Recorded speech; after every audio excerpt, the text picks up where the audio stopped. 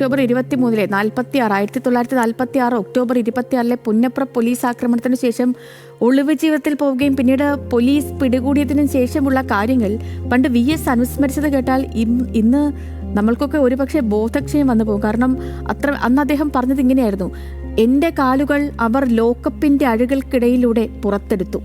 തുടർന്ന് ലോക്കപ്പഴുകൾ വിലങ്ങനെ കാലുകളിൽ ലാത്തി വച്ചു കെട്ടി. കാലകത്തേക്ക് വലിച്ചാൽ പോരാതിരിക്കാൻ. എന്നിട്ട് ലോക്കപ്പ് പൂട്ടി.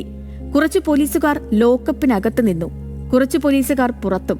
ഞാനാകെ ലോക്കപ്പിനകത്തുമല്ല പുറത്തുമല്ല എന്ന അവസ്ഥയിലായിരുന്നു. കാലുകളും പാദങ്ങളും ലോക്കപ്പഴുകൾക്ക് പുറത്തും ബാക്കി ശരീരഭാഗങ്ങൾ ലോക്കപ്പിനകത്തും. ഇതായിരുന്നു അവസ്ഥ. ലാത്തി വിലങ്ങനെ കെട്ടിയതിനാൽ എത്ര മർദ്ദിച്ചാലും കാലകത്തേക്ക് വലിക്കാനാകില്ല. അകത്തേക്ക് വലിക്കുമ്പോൾ കുറുകെ കെട്ടിയ ലാത്തി ലോക്കപ്പഴുകളിൽ തടഞ്ഞ് തടസ്സപ്പെടും. ഈ അവസ്ഥയിൽ എത്തിച്ച ശേഷം വീണ്ടും EMSഉം KV പത്രോസും എവിടെയാണ് ഒളിച്ചിരിക്കുന്നത് എന്ന് എന്നോട് ആവർത്തിച്ച് ചോദിച്ചു. അറിയില്ലെന്ന് ഞാനും പറഞ്ഞു. ഇതോടെ പുതിയ രീതിയിലുള്ള മർദ്ദനം തുടങ്ങി. അകത്തു നിൽക്കുന്ന പോലീസുകാർ തോക്കിന്റെ പാത്തി കൊണ്ട് എന്നെ അടിച്ചു, ഉരലിലിട്ട് നെല്ലിടിക്കും പോലെ. പുറത്തുള്ള പോലീസുകാർ 2 കാൽപാദങ്ങൾക്കകത്തും ചൂരൽ മാറി മാറി തല്ലി. മർദ്ദനത്തിന്റെ പാരമ്യതയിൽ ബോധം നശിക്കുന്ന അവസ്ഥയിലെത്തി. ഉള്ളം കാലിൽ അടിക്കുന്ന ഓരോ അടിയും തലയിൽ മുഴങ്ങുന്ന അവസ്ഥ.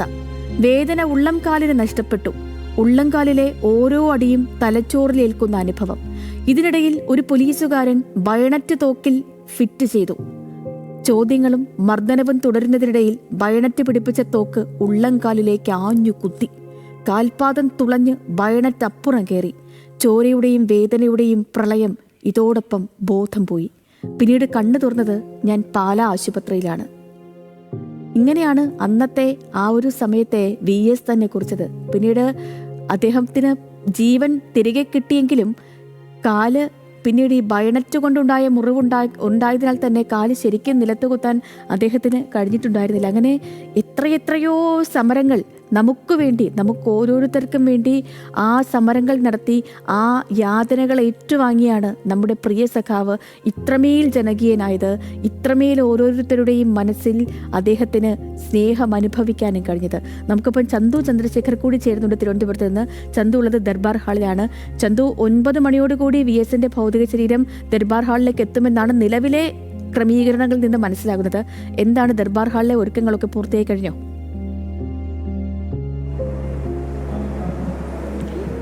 സേതുലക്ഷ്മി, തീർച്ചയായും 9 മണിയോടുകൂടി VSന്റെ ഭൗതിക ശരീരം ദർബാർ ഹാളിലേക്ക് എത്തിക്കുമെന്നാണ് ഇപ്പോൾ പറഞ്ഞിട്ടുള്ളത്. കാരണം നേരത്തെ കഴിഞ്ഞ ദിവസം ഉണ്ടായിരുന്നതുപോലെ പ്രതീക്ഷിക്കാത്ത ആൾത്തിരക്കാണ് VSനെ അവസാനമൊന്നും കാണുന്നതിനും അന്തിമോപചാരം അർപ്പിക്കുന്നതിനുമൊക്കെ.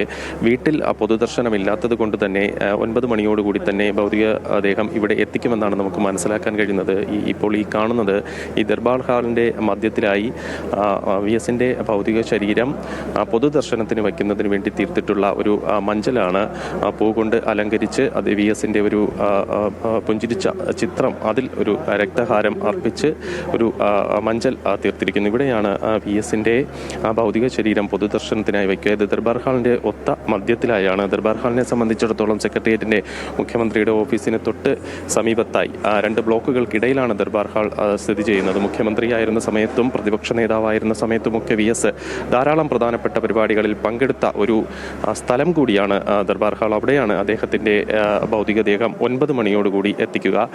സേതു, നമ്മൾ കഴിഞ്ഞ ദിവസം തന്നെ കണ്ടതാണ് എന്തുമാത്രം ആൾത്തിരക്കാണ് അദ്ദേഹത്തെ കാണുന്നതിന് വേണ്ടി വന്നുകൊണ്ടിരുന്നത്. അണമുറിയാത്ത ഒഴുക്കായിരുന്നു.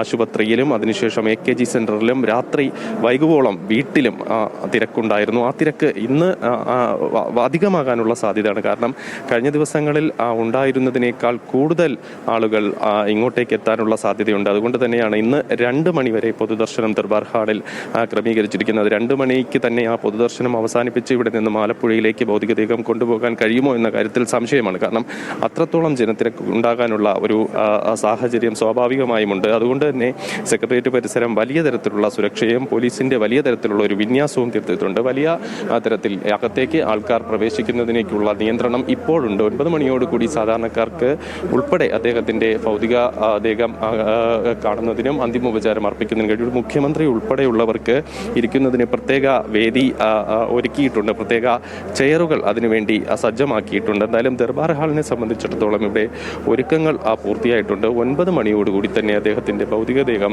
ഇവിടെ എത്തിക്കുമെന്നാണ് മനസ്സിലാക്കാൻ കഴിയുന്നത്. സേതുലക്ഷ്മി. ദർബാർ ഹാളിൽ നിന്നുള്ള ദൃശ്യങ്ങൾ കൂടിയാണ് നമ്മൾ കാണുന്നത്. അദ്ദേഹം എത്രയോ വട്ടം വന്നിട്ടുള്ള സ്ഥലത്ത്, എത്രയോ വട്ടം ഓരോ കാര്യങ്ങളും ചെയ്തിട്ടുള്ള ഒരു സ്ഥലത്താണ് ഇനി നിശ്ചലനായി അദ്ദേഹം വരാൻ പോകുന്നത്. ഒപ്പം നമുക്ക് അദ്ദേഹത്തിൻ്റെ ഈ വീട്ടിൽ നിന്നുള്ള ദൃശ്യങ്ങൾ കൂടി നമുക്ക് ഈ സ്ക്രീനിൽ കാണാൻ കഴിയുന്നുണ്ട്. അവിടേക്കും ആളുകൾ എത്തുന്നുണ്ട്. VS എന്ന് പറയുമ്പോഴത്തേനും നമ്മൾ ഈ ആവർത്തിച്ച് പറയുന്നത് പോലെ നമുക്ക് ഈ പ്രത്യേകിച്ച് പറയേണ്ട ഒരു ആവശ്യമില്ല. VS നമ്മളെ ഓരോരുത്തരെയും ഒക്കെ എത്രത്തോളമാണ് സ്വാധീനിച്ചിരിക്കുന്നത് എന്ന്. നമുക്ക് ഈ VS ഒരു സമര പോരാളി എന്ന് പറയുമ്പോൾ ഇപ്പം അഴിമതിക്കെതിരായ കുരിശുയുദ്ധവും പരിസ്ഥിതി നശീകരണത്തിനെതിരായ നിരന്തര പോരാട്ടവും VSന്റെ രാഷ്ട്രീയ ജീവിതത്തിലെ തിളക്കമാർന്ന 2 അധ്യായങ്ങളാണ്. വലിയൊരു കേരളം കണ്ട ഒരു വലിയ പരിസ്ഥിതിവാദി കൂടിയായിരുന്നു VS അച്യുതാനന്ദൻ. K. കരുണാകരന്റെ ഭരണകാലത്തുണ്ടായ കേരളത്തെ പിടിച്ചുകുലുക്കിയ ഇടമലയാർ, പാമോയിൽ അഴിമതി കേസുകളൊക്കെ ഇതിന് ഉദാഹരണങ്ങളുമാണ്. ഈ പറയാനാണെങ്കിൽ പറഞ്ഞാലും തീരില്ല. VS നമ്മുടെ ഇപ്പോൾ VSന്റെ ജനകീയതയെക്കുറിച്ച് നമ്മൾ പറയുമ്പോഴും ഈ പൊതുമുതൽ സംരക്ഷിക്കുന്ന കാര്യത്തിലെ ഒരു കർക്കശക്കാരനായ VSനെയും കേരള ജനതയ്ക്ക് ഓർമ്മയുണ്ട്. പ്രത്യേകിച്ച് ഈ കൊച്ചി കാക്കനാട്ടുള്ള ഇൻഫോ പാർക്ക് പൊതുമേഖലയെ നിലനിർത്താൻ VS നടത്തിയ ഇടപെടലൊക്കെ ഇതിനെ അടിവരയിടുന്ന കാര്യങ്ങളാണ്. ഇൻഫോ പാർക്കിന്റെ സ്ഥലം ദുബായിലെ സ്മാർട്ട് സിറ്റിക്ക് ചുളുവിലയ്ക്ക് കൈമാറാൻ UDF സർക്കാർ ശ്രമിച്ചപ്പോൾ പ്രതിപക്ഷ നേതാവായിരുന്ന VSന്റെ ഇടപെടൽ 92 കോടിയുടെ സർക്കാർ നിക്ഷേപവും 1000 കോടിയുടെ മതിപ്പ് ബ്രാൻഡിംഗ് വിലയും ഉണ്ടായിരുന്ന ഭൂമി കേവലം 80 കോടിക്ക് ടീകോം കമ്പനിക്ക് വിൽക്കാനായിരുന്ന ആ നീക്കത്തെയൊക്കെ VS എതിർത്തത്, VS തടയിട്ടതൊക്കെ ഒരു കാലത്തും കേരള ചരിത്രത്തിന് മറക്കാൻ പറ്റുന്ന ഒന്നല്ല.